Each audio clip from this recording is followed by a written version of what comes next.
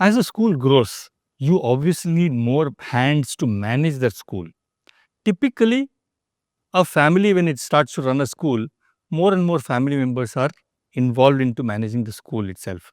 And this itself creates a certain dynamism which needs to be addressed. Because, yes, they are part of the same family members, they have different faculties. How do you manage that particular thing so that while the family involvement grows, you are also able to bring in the right amount of professionalism inside to make sure that it doesn't become a one-man show, and you are able to extract the passion that the family members have for the school in the right manner to make sure that the school is managed well. Who else to talk about this than Rohan sir? Because he's exactly done this and his family has been doing this for 148 years. So I can't think of a better person to answer that question. It's a family oriented school, definitely. And when there is a family, of course, the division of work is not well defined. So we face this problem quite a lot because I and Rohit were basically managing. So we didn't have any division of work. Of course, we had like I used to sit in Malad and he used to sit at Ashok Nagar. We used to go to Thakur complex. So that's how it was working.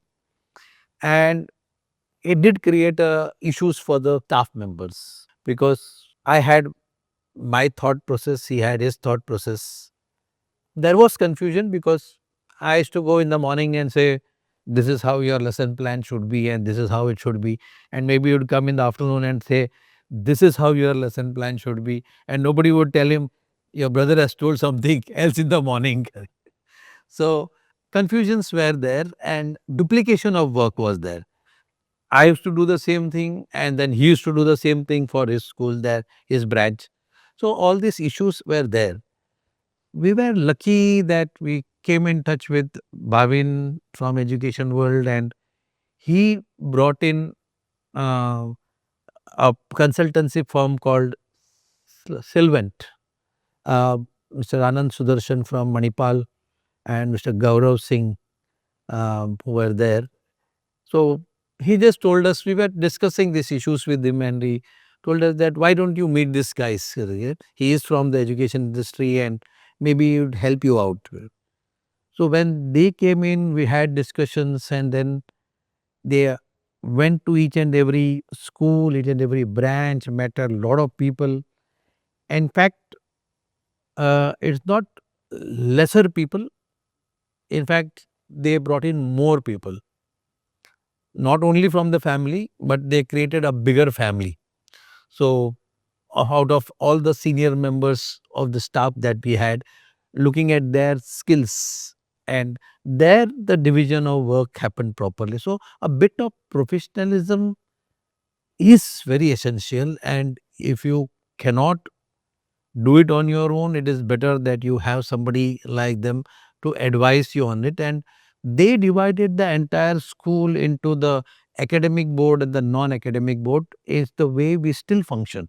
And we as brothers basically we sit on the board, but we don't manage the boards. Both these boards are managed by staff members and not even by the family members. So what happens is brings a lot of new blood, new thoughts into this. At the same time, allowing us to control the basic principles. The only time when we interfere is when it, what do you say, clashes with our basic vision of things. That this doesn't go with what we have as a family have a vision. So it can't work like this. So that is the thing. So by bringing them, we were able to divide that work. Like I was also looking into say trips or picnics or children going out. He would also do. My wife will also do something. His wife will do something with. I will do something about teachers training. Then his wife will do something about teachers training. So there's total chaos and confusion if it happens. So they divided the work that okay, everything from all the three schools go to this person for this particular kind of work, which freed me and Rohit from lot of unnecessary duplication of work, which works even today. So I basically look into administration, legal laws, legal implications. I look into all these issues which are there, and he looks into more into standard operating procedures, the day-to-day working of the school, the lesson plan, the technology. So now Ronit has come in, so most of technology has moved it to him. We have somebody who looks solely into teachers training. So for each section, understanding what is important and where. So basically, if the family, if there is proper division of work, it works very well. And even if you have more family members, of course, if it's a growing organization, well and good. If it is not a growing organization, you may have trouble.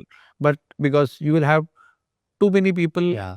doing nothing, and when people do nothing, it becomes, it creates problems. They create problem because they have nothing to do. So I would advise against having too many people if you are not growing. If you are growing, there is nothing like having more family members. Like Samiksha, his daughter now, though she is not into administration as such, but there's a family member sitting in that school.